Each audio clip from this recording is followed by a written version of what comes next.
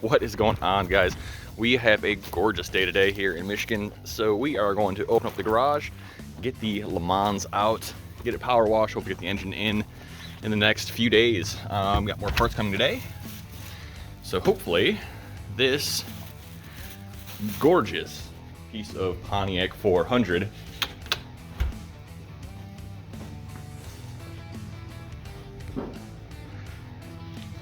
can finally make its way into this rustic LeMans.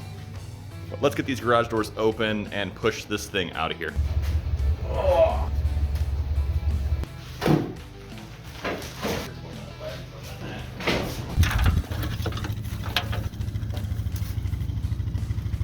Guess the main goal is to clear that. And the rest of this just to dust over to, yeah, just to hopefully clean it up a little bit.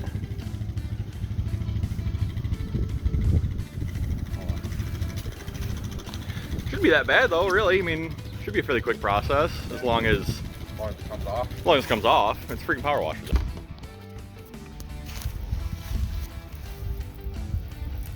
And that's probably just Dawn in water. Just a concoction of whatever's in the bottle. Solid. Peel on or off? It looks like on, but I don't know what on is. So what I don't get though is why this side is so gross when the leak was on. Yeah, but transmission fluid might leak on this side. Wouldn't that clean it? I mean, it's detergent. Yeah, it's gross though. I mean, that is just inches of grossness.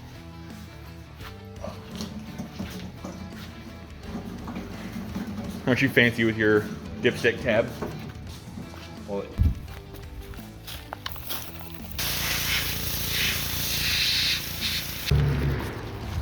yeah, the brown stuff is dirty. And not the gray stuff. Green stuff? Gray. Oh no, the gray is clean.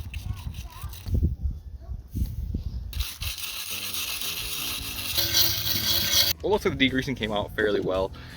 The engine bay came out pretty freaking nice. I think we're gonna have to tear this thing apart, get the fenders off, paint everything back down. It'll end up really, really nice. The transmission, as you see here, I kind of started on that, getting that thing ready to go. See, I had my kids help a little bit. I think we're onto something pretty nice with this thing too. This is a ST300, I do believe, but it's a 2-speed, so it should make a really interesting drive with the LeMans. We've got the bumper off, and take the front clip off, and hopefully get it ready and clean for the new engine. But we're gonna kind of get rocking. At this point, getting the core support out, kind of priority.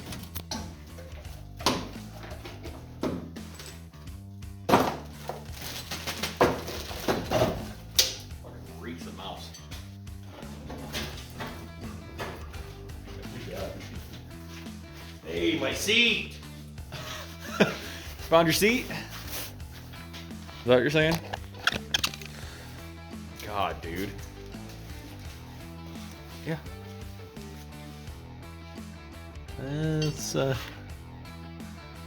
Oh, that stinks. Why you your cars are one of the things to do. That's what I'm saying, do it now while you can. It's fine. Is that thing gonna come off now? Imagine doing that with a motor in. No. You thought your truck stunk? What we do is Sacrifice that. sacrifice it. I wonder how good any of that, going from defrost to. Oh, yeah. Looks like it worked great still, huh?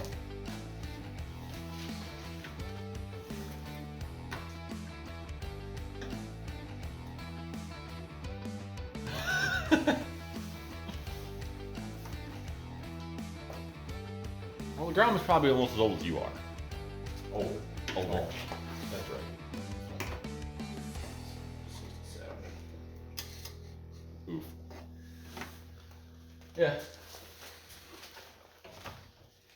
You're doing something.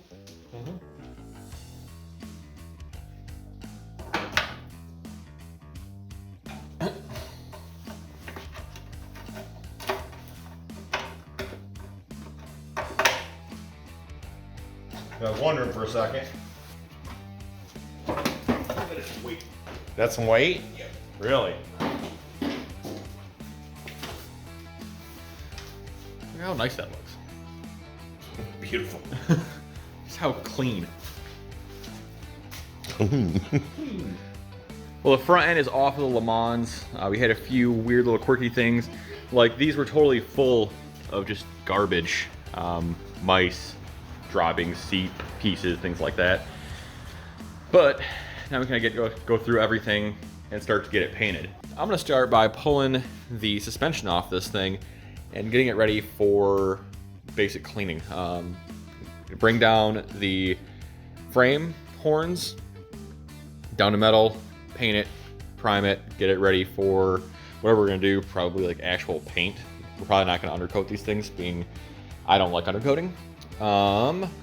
Also have front disc brake conversion kit on the way, a 1-inch lowerings, springs, UMI all the way around, bunch of stuff coming in, power brake conversion. There's lots of things going on, so I'll keep you guys up to date on that when that stuff comes in. But for now, let's get this stuff taken apart. I want to see what we have and see what we can refurbish. Because like this sway bar, yeah, it's gross, but we can totally clean that up and make it look super nice. Really, most of the stuff isn't that bad. The firewall is kind of a joke, but we'll get there when we get there.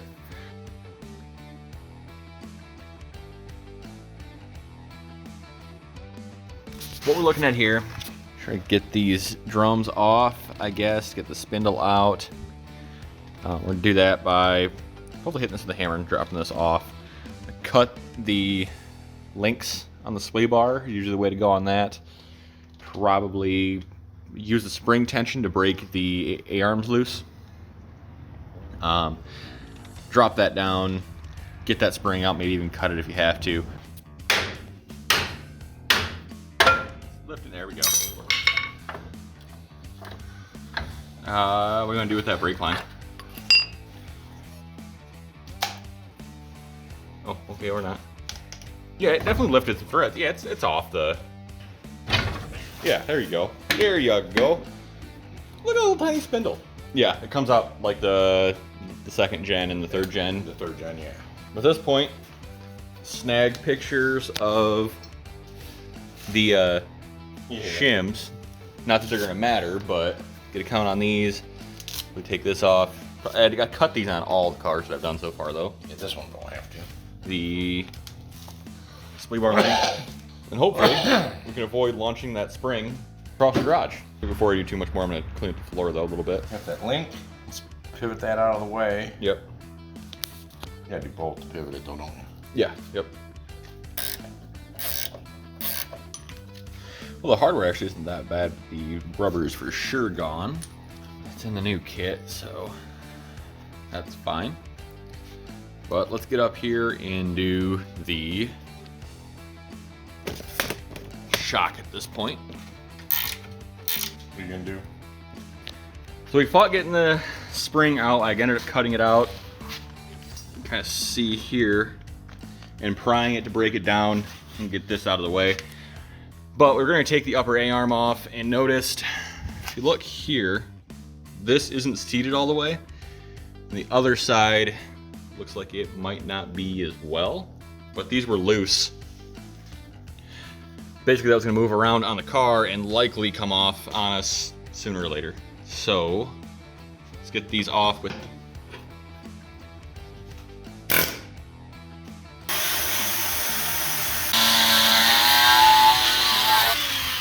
you make pretty quick work of the rust. And it gets pretty deep in those pits. Yeah, it does. Deep enough. I mean, sandblasting's probably faster, maybe. I guess that was. I don't know about faster. That was pretty quick. Yep, same blessing does get in other areas, but. Well, between the abrasive disc and the sanding, though, or kind of small sandblaster we've got, it should be enough if we want to go that far. Well, that far. I want to go that far. Yeah. At this point. Yep. Yeah, because that's kind of killer, dude. That orange. Really high gloss, and somehow there's no fingerprints left on it. Hopefully that's a good sign for Durability. oil and durability and stuff like that. But I think we're on to that, and maybe I'll start on the firewall And I'm before too long. almost done with one of those A-arms. Okay. So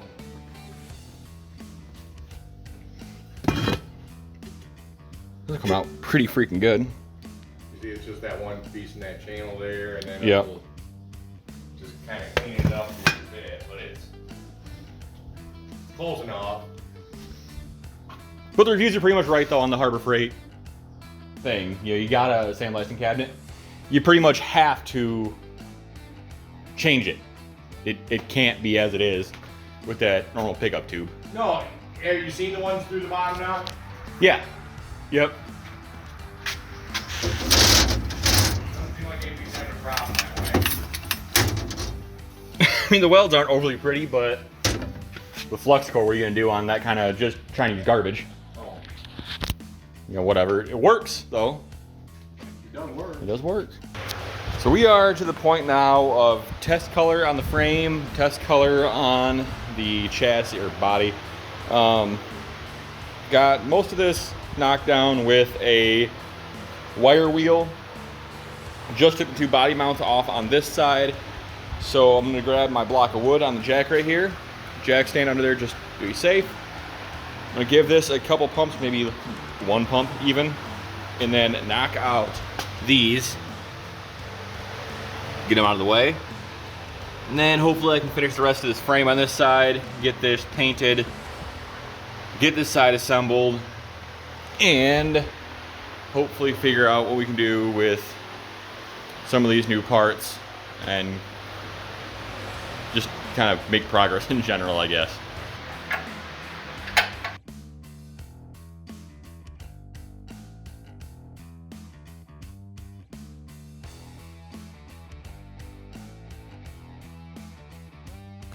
We are on to the front brakes. We are putting power disc brakes onto this car.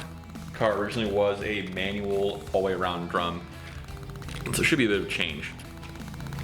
But basically need to get the bolts test fitted through the old steering arms, because those could need some machining out if need be. But hopefully they don't, so we can get this thing slapped together a little more and kind of get a wheel on it maybe, put the engine in, work on the other side, get the steering box switched out. Still lots to do on this car. lots to do on this car. So let's get cracking on it and see what we can get for progress on this thing. So we're gonna slide our gasket in place, take our caliper bracket and backing plate.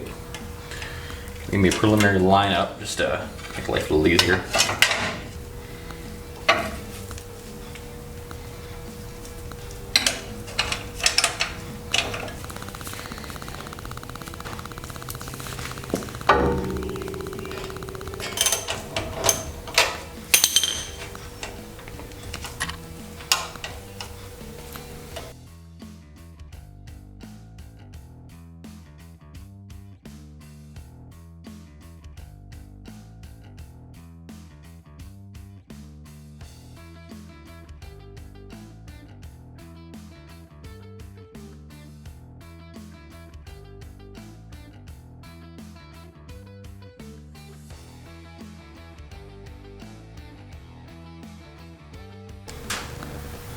So something I forgot to mention and think about is that the long bolt goes to the back. If you put it in the front, you try to turn, you're gonna hit your end link. I totally put it on the front, not thinking about it. So I'm gonna switch those around.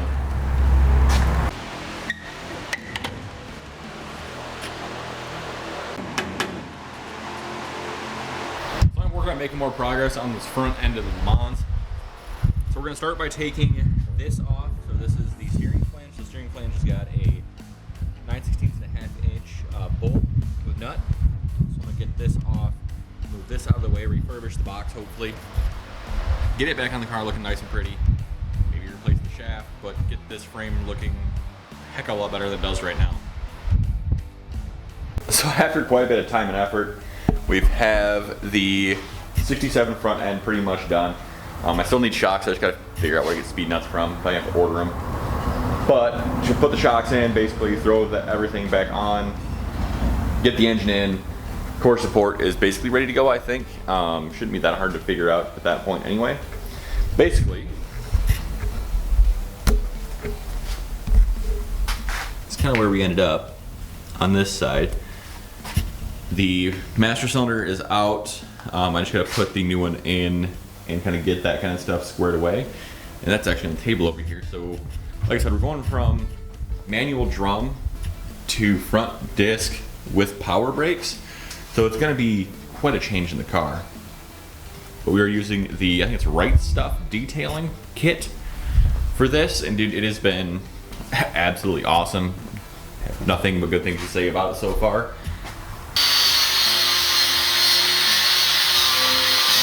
But that was probably what, 2 minutes of actual using a disc?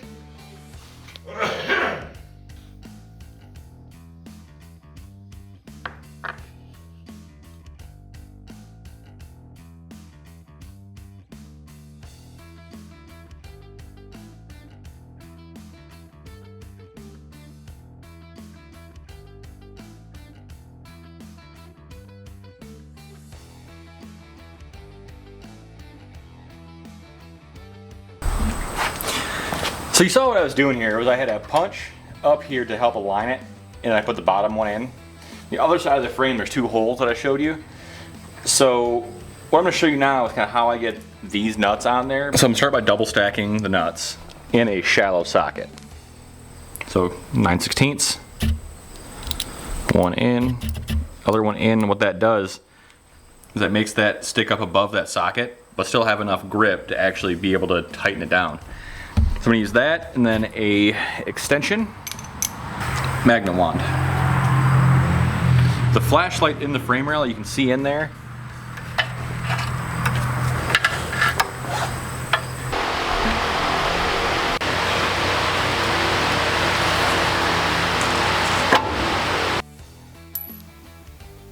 Now these are nylock, so before you get it, just kind of finger snug. All right, the sway bar is on. So I want to talk to you guys a little bit about what we did and why we did what we did. So I used RideTech steering, mainly because we had an old steering and it was just easier and cheaper, basically, to do it this way with this nice RideTech system.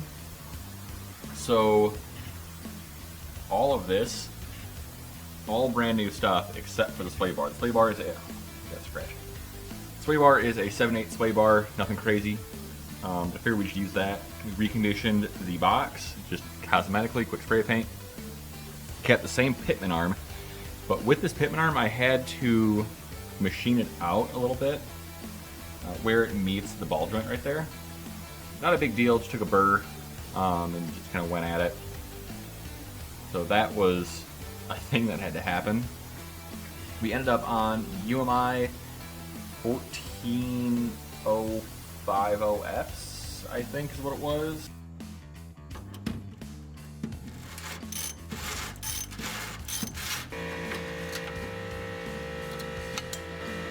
I mean, should I go all the way to that weld? That's up to you. I mean, you might as well, right?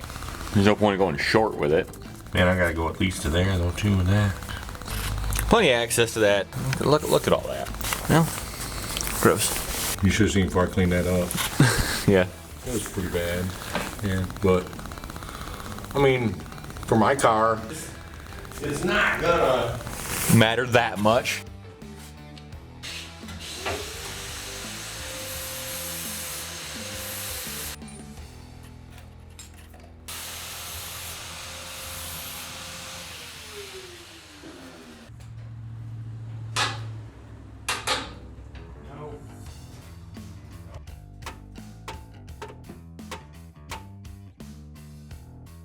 So if you were lucky enough to see the failure on the control arm video, you know this all thread and socket setup. That's what we're using for this. It actually works really well. It's pushing in with ease. So I'm gonna keep rocking on this and get it in. So what we have set up is our all thread with the nut and 2 washers going through to push. We want this side shallow so we can get a socket on or an impact and walk it through with a ratchet or break your bar or something like that if we have to. You make sure your sleeve clears that. And here we all wrapped up.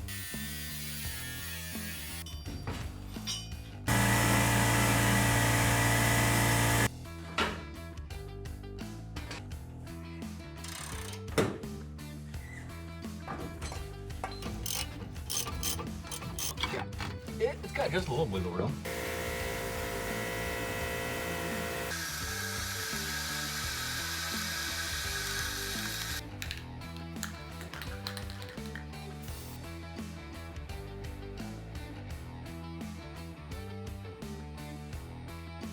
So a few really cool tips I can share with you guys about getting this put back together. So what you want to do is get the upper on the differential housing on first. You're going to want that kind of just pushed in place above. You're going to put this in first. So we're going to have the arms on both control arms are going to be mounted on the differential first, but just kind of close where they need to be up here. So once these are kind of tightened down, you can then drop this into place. Once this one is tightened down and this arm is like kind of okay, you can put your jack under the yoke of the differential itself in the housing and rotate this up. So you might need to shift it this way. Now also, you want to pre-mount these if at all possible, but not mount it down below. So what that's gonna do for you is that's gonna let you have all this stuff just preset, so you get your spring in, get your isolator in, and just kind of throw everything in and just be done with it. So at this point, I spent quite a bit of time going through this frame and just kind of sanding it down with an abrasive pad. Next up, we hit it with some sandable primer. Once that's dry, hit it, smooth it down really quickly, and then get our color on there, get it sealed, and keep moving along the car. So I've noticed after the last little while of actually working on this frame that I really love the abrasive wheel. This tool is something that everybody needs if you're gonna do any kind of metal work at all.